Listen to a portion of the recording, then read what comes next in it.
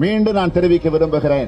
விரைவில் தமிழ்நாட்டில திராவிட முன்னேற்ற கழகத்தினுடைய ஆட்சி உதயமான உடனே இந்த நீட் தேர்வை சட்டப்படி ரத்து செய்கிற முயற்சிகளை நாங்கள் முழுமையாக ஈடுபடுவோம், அதில் வெற்றி காண்போம் என்பதை நான் உறுதியோடு தெரிவித்துக் கொள்ள விரும்புகிறேன்.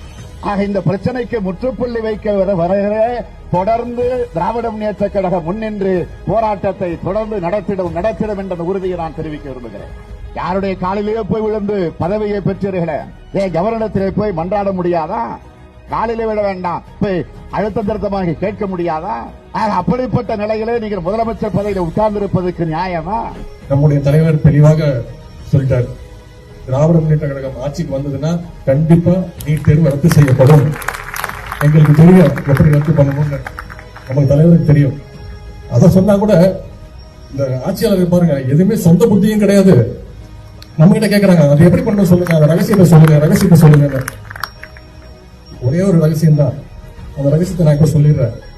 கொஞ்சமாச்சு வெக்கம், மானம், சூடு, சொரணை, மாணவர்கள் மீது ஒரு நம்பிக்கை, மக்கள் நல்லா இருக்கணும், தமிழக மக்களோட உரிமைகள் பறிபோக கூடாது அப்படின்னு நினைச்சா மட்டும்தான் போதும்.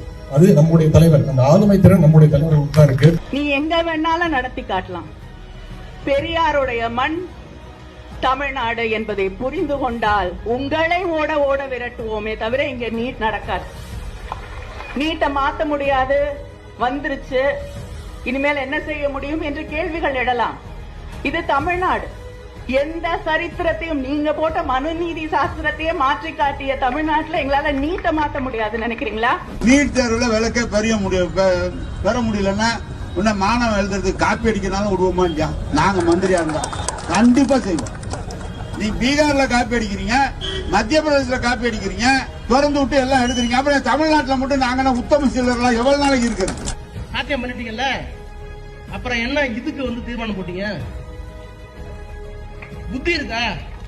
நான் எல்லா சாத்தியக்கூறுகளும் ஆராய்ந்து விட்டேன், நீட்டை ரத்து செய்வதற்கு சாத்தியமே இல்லை. அப்புறம் என்னத்துக்கு தமிழ்நாட்டில் தீர்மானம் போட்டா? யாரை ஏமாத்த? அயோக்கியத்தனம் இல்ல.